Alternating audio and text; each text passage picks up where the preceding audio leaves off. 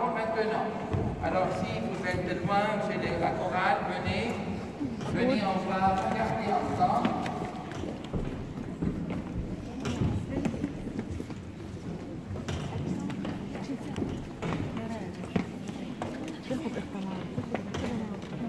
Ok, regardez l'écran là-haut. Voilà, c'est important parce qu'aujourd'hui, moi et vous allons faire connaissance d'un grand saint qui nous a quittés depuis 1600 ans et plus. Alors, ce saint s'appelle Saint Maron. On fête Saint Maron aujourd'hui, le 9 février. Vous êtes d'accord avec moi? Saint Maron, le 9 février. Alors, il a vécu une vie de sainteté dans le silence des grands.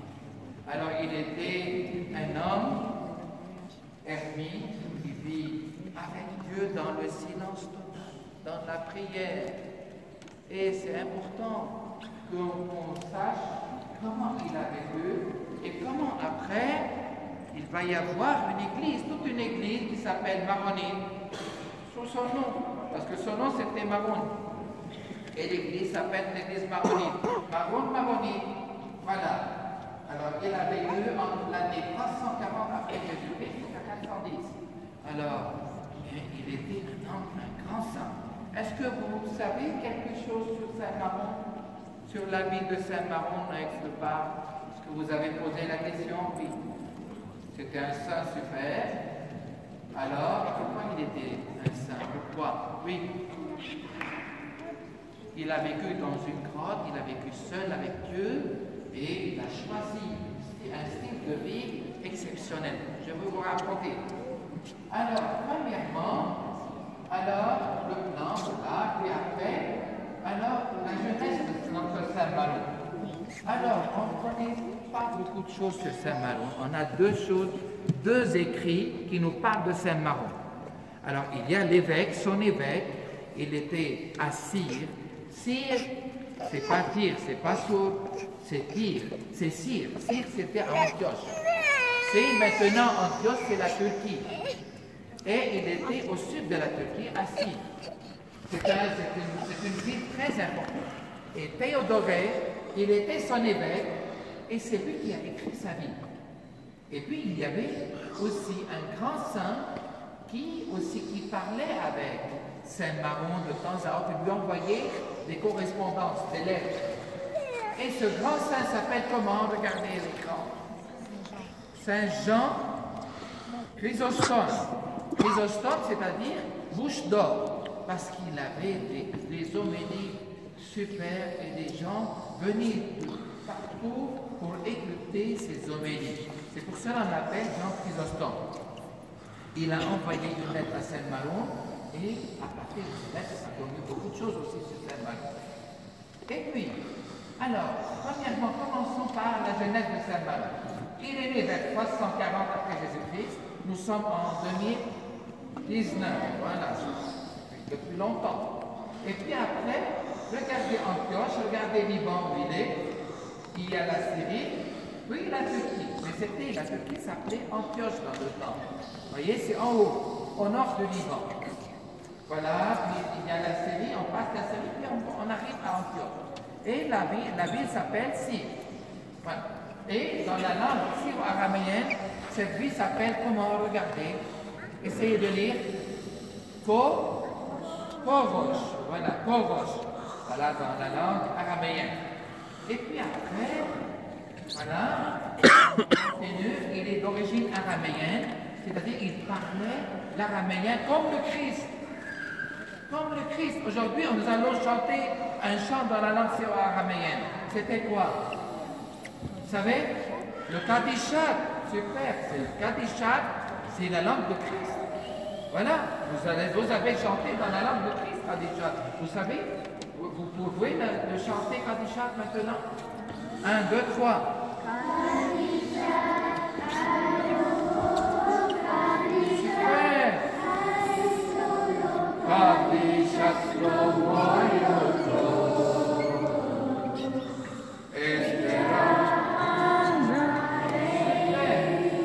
Voilà, parler comme le français, comme l'arabe, cette langue. Voilà, il faut l'apprendre. C'est une langue très profonde et théologique, spirituelle. Et puis après, un jeune croyant, il était très croyant, il avait un zèle inouï, il était toujours enthousiaste, priait beaucoup, et il a choisi d'être un prêtre. Voilà. Puis après, voilà, alors je vous ai dit quelle est la distance qui nous sépare ici de la ville de Saint-Maron. C'est combien? C'est 3194 km d'ici. Vol d'oiseau, comme ça. Alors, c'est trop loin d'ici. Et puis après, maintenant, je vais vous raconter comment, qu'est-ce qu'un ermite. Voilà. Alors, Saint-Maron, vous voyez, c'est la montagne où Saint-Maron a vécu. Il n'y avait ni maison, ni rien du tout. C'était une montagne. Et sur cette montagne, il y avait un temple d'un dieu qui s'appelle Nabu. Alors, c'est Nabu-là, c'était le dieu de l'écriture, de la culture, etc. chez les païens, parce qu'ils ne croyaient pas en Dieu. Et puis, Saint-Maron, il s'est installé sur cette colline et il a transformé ce temple de Dieu païen en temple pour Jésus-Christ, en une église pour Jésus-Christ. Voilà, il a transformé tout. Et il a vécu sur cette colline de 800 mètres de hauteur. Voilà. Et puis, bien sûr, il a vécu une vie d'un ermite. Et vous savez, qu'est-ce qu'un ermite? C'est un prêtre ou bien un moine qui laisse tout le monde entier, qui laisse le monde et qui vient pour prier comme Saint-Charbel, qu'on priait avec Dieu et pour nous aussi. Vous savez, vous connaissez Saint-Charbel? Il y a un ermitage. Il a vécu seul avec Dieu. Mais il a prié pour l'Église, pour le monde entier. Et vous savez qu'un ermite, il ne mange qu'une seule fois par jour. Une seule fois. Et il ne mange ni viande, ni poisson, ni rien du tout, ni des bonnes choses, ni chocolat, ni rien. Il mange que des légumes, végétaux et du pain. Uniquement, une fois par jour. Vous savez, il vit une ascèse, il vit une vie dure, mais avec cette vie dure, il va avoir une volonté. Attention. Il va avoir une bonne volonté pour dire non au diable, oui à Jésus. C'est ça, c'est comme ça. Il jeûne beaucoup, il prie tout le temps et il travaille dans les champs. C'était comme ça, et spécialement Saint-Maron, il n'avait pas un toit.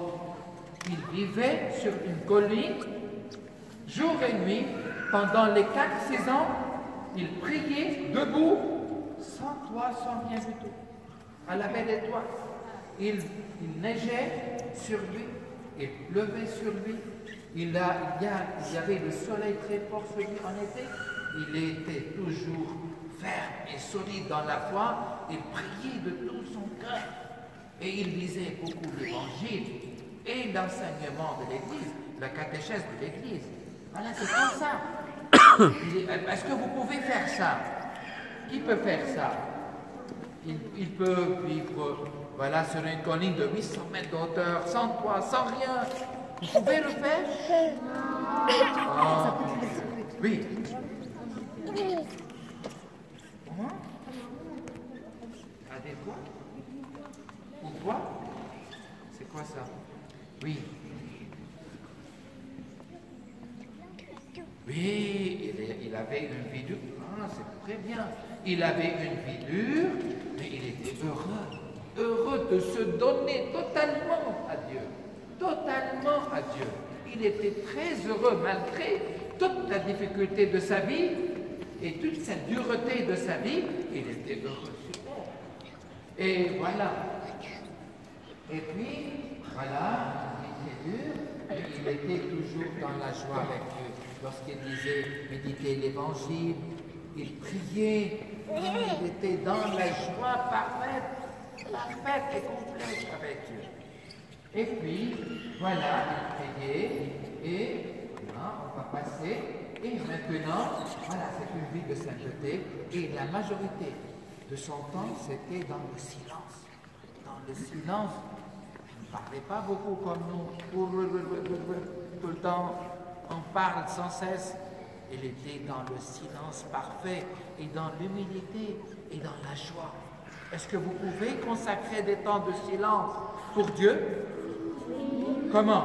Qu'est-ce que vous faisiez à la maison comme temps de silence? Oui.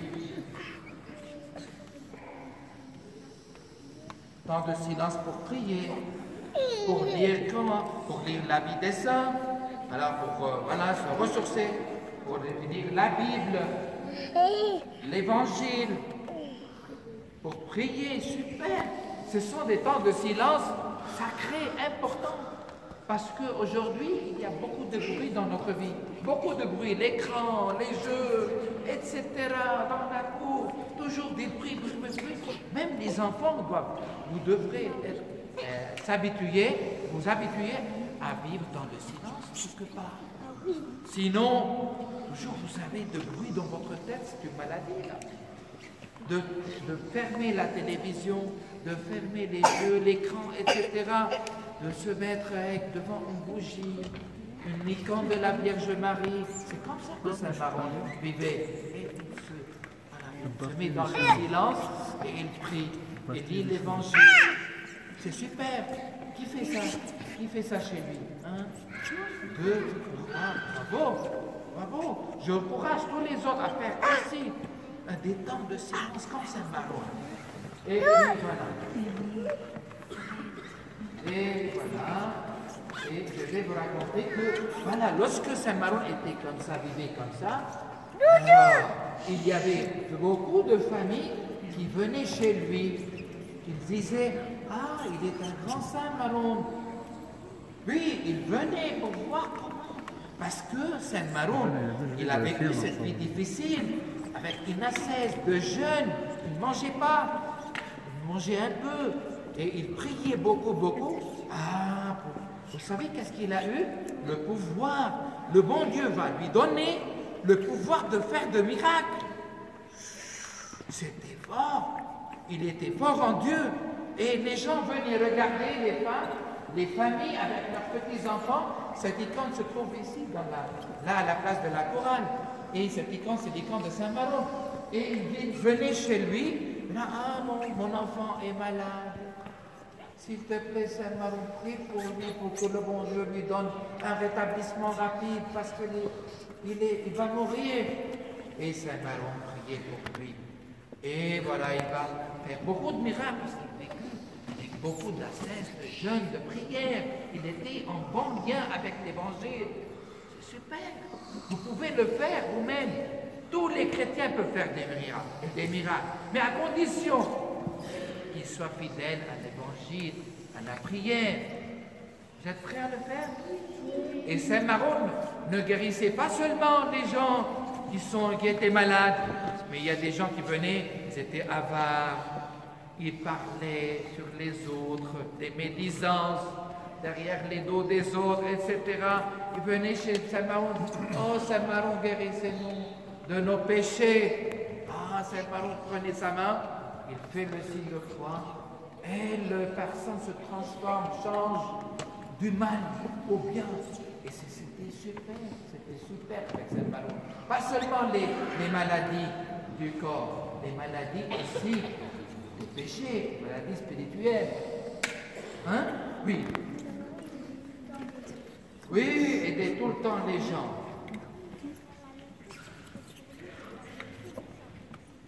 C'est un peu plus dur pour nous, mais on peut faire dans nos limites. Chacun, s'il fait dans ses limites, il peut arriver. Parce que Saint Maron n'a pas commencé comme ça tout de suite à manger une fois par jour. Mais il a commencé à prier un peu, une demi-heure par jour, ou bien un quart d'heure par jour, 5 minutes. Puis il a commencé à aimer le bon Dieu, à se donner à lui. Hein?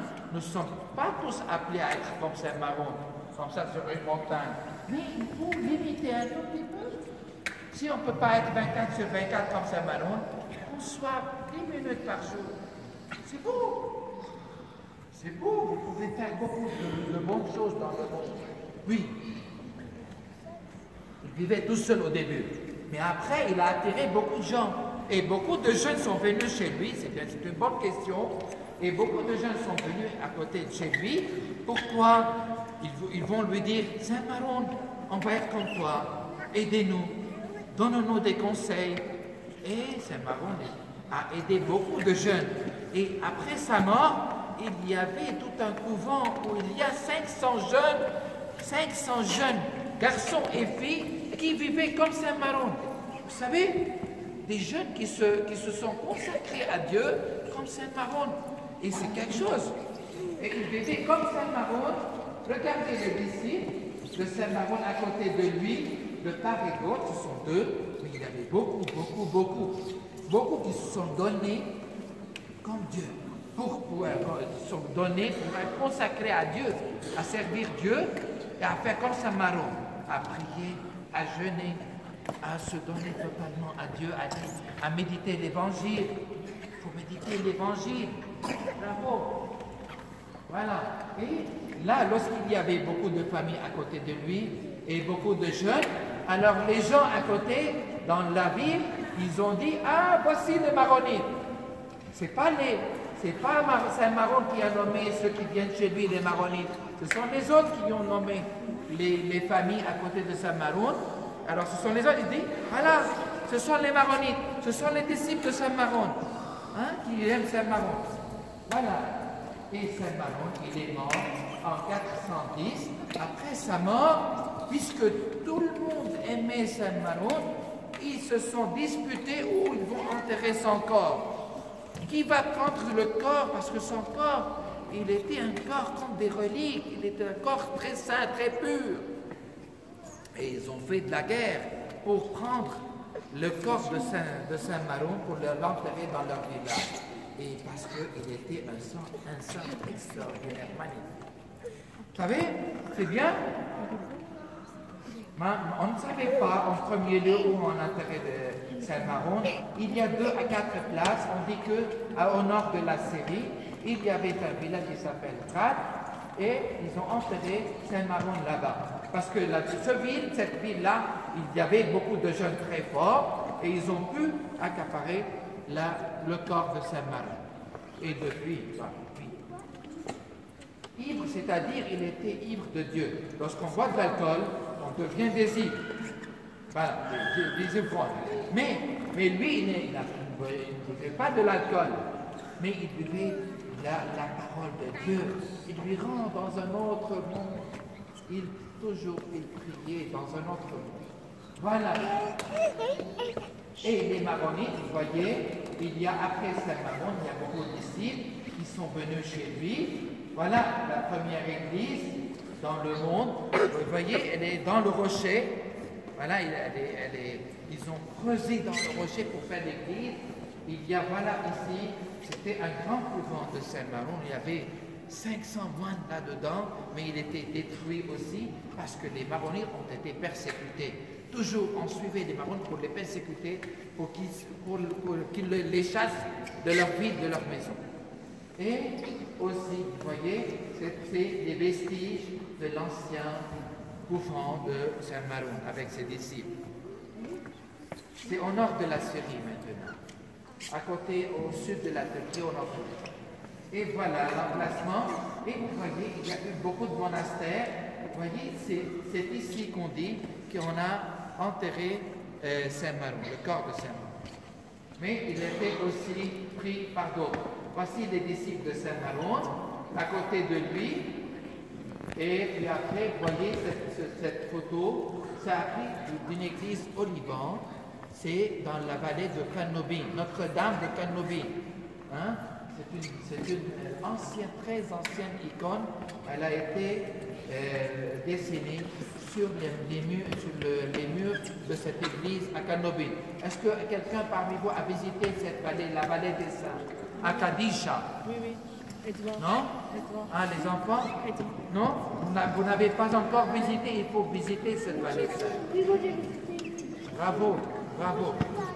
Et voyez, et puis les Maronites, ils ont quitté la Turquie, puis ils ont quitté vers la Syrie, puis ils ont quitté la Syrie pour aller au Liban. Et c'est dans la vallée des Saints, au Liban, qui s'appelle Qadisha. Je vais vous montrer un peu. Voilà, avant d'aller à Qadisha, c'est l'ancien couvent des Maronites.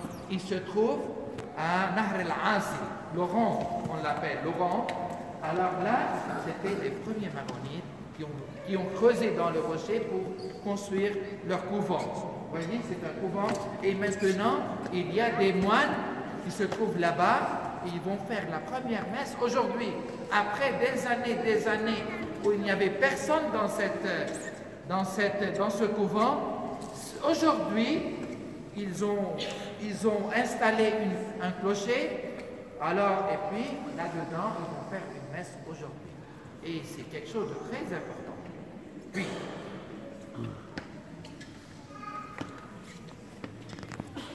Qadisha, c'est-à-dire le saint. Qadisha, Qadish, c'est-à-dire les saints. C'est la vallée des saints. Qadish, c'est la... Et vous voyez, c'est dans le nord du Liban, à Hermel, il y a le couvent. Jusqu'à maintenant, ce couvent a été reconstruit et il a été bien sûr restauré pour qu'il soit un couvent pour des moines. Vous voyez, c'est important. Et puis après, il y avait le premier patriarche, Saint Jean Maron s'appelait, Yohanna Maron. Yohanna Maron, c'était le premier, on dit que c'était le premier patriarche dans le 8e siècle. Voilà la photo de Jean Maron. Et puis, vous voyez, il y avait aussi, après, il y avait beaucoup de saints, des saints. Alors, les Maronites ont vécu dans plusieurs endroits au Liban. Qu'est-ce que j'ai vu? Ah, voilà. Il y a ce couvent s'appelle le couvent de Kfarhay. Là, il y a aujourd'hui les reliques de Saint Maron. Regardez, c'est la tête de Saint Maron. Alors, c'est en or. Il faut aller, lorsque vous allez au Liban, il ne faut pas aller seulement à la plage et danser, je ne sais pas quoi, dans les restos. Il faut essayer de visiter quelques couvents. Voilà, c'est un couvent très important où il y a les reliques de la tête de Saint Maron. Oui. Oui. Alors, on l'a amené de l'Italie, cette tête-là, de Rome. Oui, la crâne. Alors, elle est dans cette statuette-là, c'est une statuette d'or, et là-dedans, oui. Ici, ce sont des reliques importantes. Hein?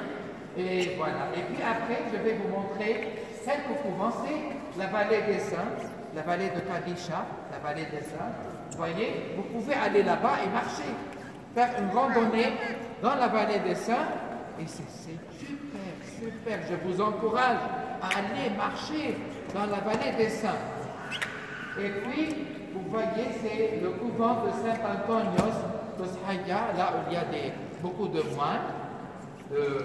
Aussi, et il y a l'ermitage, vous voyez des ermitages creusés dans les rochers.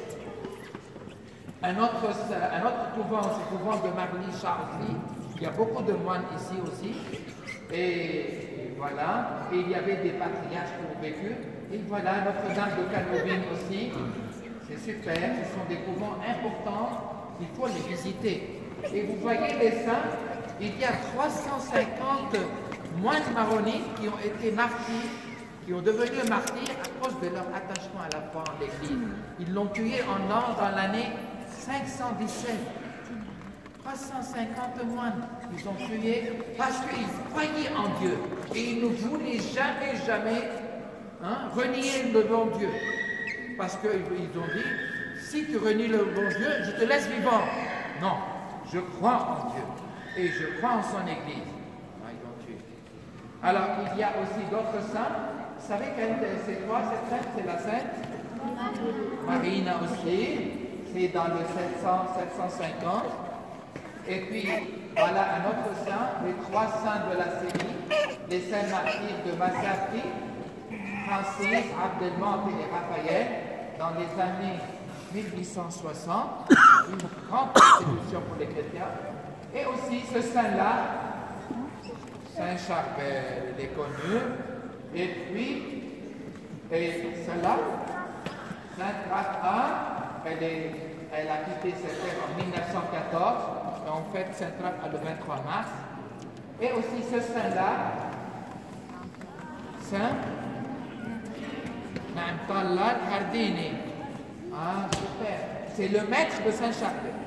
Et ce saint-là qui est, vous savez, ce bienheureux, c'est Saint Naamé. Et puis, ce bienheureux Jacques Haddad Capuchet, le capucin. Beaucoup de saints ont pris que ça va ajouter que vous soyez aussi des saints plus après. Est-ce que vous êtes prêts à devenir des saints? Ah, super, il faut le faire. Sainte Rita, elle n'est pas maronite, parce qu'elle a vécu en Italie, Sainte Rita. C'est pas au Liban. Je parle uniquement des saints des maronites. Voilà, Saint Maron aussi, il priait tout. Et la spiritualité de Saint Maron, c'est de vivre dans le silence de Dieu. Tous les maronites, tous les chrétiens dans le monde entier, pas seulement les maronites, ils doivent vivre dans le silence de Dieu. Et puis après, ils doivent aimer l'Église. Surtout l'Église. Aujourd'hui, il y a beaucoup qui n'aiment pas l'Église. Ils ne viennent pas à l'Église. Ils quittent l'Église. Il ne faut pas. Il faut rester fidèle à l'Église. Venir pour assister à la messe. Pourquoi pas? Pour prier à l'Église. Vous êtes d'accord avec moi? C'est important d'être à l'Église. Il ne faut pas, lorsque vous serez grand comme ça, alors je ne viens plus à l'Église. J'ai mal, je suis fatigué, je ne sais pas, j'ai beaucoup de choses à faire. Tout ça, on fait tout, hein, puis on ne vient pas à l'Église. Il faut toujours accorder du temps à Jésus, c'est comme ça qu'on devient des saints. Et aussi, les défenseurs tenaces de la famille. Il faut être dans la famille, respecter la famille. Les familles maronites sont des familles, et les familles chrétiennes en général, pas seulement les maronites, sont des familles soudées, unies. Vous priez en famille. Qui prie en famille? Vous mettez en famille pour prier? Super, super. Il faut tous, ensemble. Il faut dire à nos parents, on va prier ensemble. Ensemble, c'est important de lire l'Évangile ensemble. C'est comme ça que les maronites vivaient dans le temps. Oui, ce sont des celles de Liban. Et puis après, un maronite aime beaucoup la Vierge Marie. Parce que Saint Maron aimait beaucoup la Vierge. Est-ce que vous aimez la Vierge Marie? Oui. Un peu? Non. Beaucoup comme moi? Super. Voilà, il y a dans le monde, vous voyez, c'est la carte, elle n'est pas trop visible, mais on a notre évêque, vous connaissez, vous savez, vous connaissez notre évêque? Oui. Saint Maron. Il est l'évêque, voilà, il a la photo en haut, c'est notre patriarche. Chez les maronites, il y a un patriarche et puis des évêques. Le patriarche, comment il s'appelle, vous savez? Non? Non? Écoutez bien. C'est Mar Bishara Botro Serra. Vous savez? Répétez. Mar Bishara Botro Serra. Voilà, bravo. Et notre évêque aussi s'appelle Maron Nasser Shmeir. Voilà, il est l'évêque des Maronites en France. Et voilà, et notre église, Notre-Dame des Liban, voilà, les Maronites ont venu ici en 1915. Mais l'église était construite par les Jésuites en 1898. Et puis après, ils ont quitté et les Maronites sont venus ici pour prier. Super. Voilà notre église. Je ne veux pas parler beaucoup de choses, mais vous voyez les missions des Maronites et les paroisses maronites en France. Il y en a beaucoup. Regardez comment il y a. Il y a à Nantes, à Angers, à Bordeaux, à Toulouse, à Lourdes, à Béziers, à Montpellier, à Marseille, à Aix-en-Provence, à Valence, à Clermont-Ferrand, à Lyon, à Cruz, Voilà, à Strasbourg, à Nancy, il y a beaucoup de maronites qui se sont rassemblés, des petites communautés, et il y a des prêtres qui vont là-bas pour les servir, pour les célébrer des messes. Alors c'est fait. Et en France, aussi à Paris, en Ile-de-France, il y a à Paris, à Antony, à Alfortville, à Issy-les-Moulineaux, il y a le siège épiscopal à Meudon, il y a à Montigny, le Bretonneux, il y a à Val-d'Oise, à Suresnes. Il y a beaucoup de paroisses et de missions maronites en Ile-de-France. Donc à Lourdes, il y a une petite communauté à Lourdes. Alors on termine par une prière. On va tous ensemble veiller, vous lever, pour terminer notre diapo, Rama sur Saint-Maron, avec une prière. Oui. Et alors à Lourdes, moi aussi, on a fait tout un pèlerinage à Lourdes. Super, super. Mais il ne faut pas seulement uniquement aller à Lourdes. Lorsque vous serez au Liban, allez à la vallée des Saints. Visitez. Oui, super. Mais au Liban, lorsque vous serez au Liban, allez visiter Saint-Charbel, Saint-Rafa, la vallée Sainte, le couvent de Kferhay où il y a la tête, les reliques de la tête de Saint-Maron. C'est important. Vous savez, c'est très beau là-bas, c'est très beau. Dites à vos parents, prenez-nous pour visiter les couvents de Saint-Charbel, de Saint-Rafa, de la Vallée Sainte, etc. Hein? Voilà, super. Alors, prions ensemble. Ô gloire des justes, des lumières, inonde de lumière toutes les contrées. Sois favorable, Seigneur, pour tout un chacun qui sert la mémoire qui, par le juste. Ô Seigneur, convertis la maison d'inquiété en une maison de lumière, en une contrée de monastère, en un amour ardent, en une voie de vérité qui élucide les mystères à travers le monde. Ô Maroun, toi la voie de l'esprit qui mène au don de soi, pour celui qui est jeté au sein des périls, éclaire le chemin de quiconque pérenne. Maison des lumières, Amen. Bravo. Tous ensemble. Saint Maroun, priez pour nous. Amen. Notre foi. Saint Maroun, priez pour nous. Amen. Voilà. Super. Alors retournez à vos places. On va continuer notre messe. Super. On a pris un peu de temps, mais c'était prévu.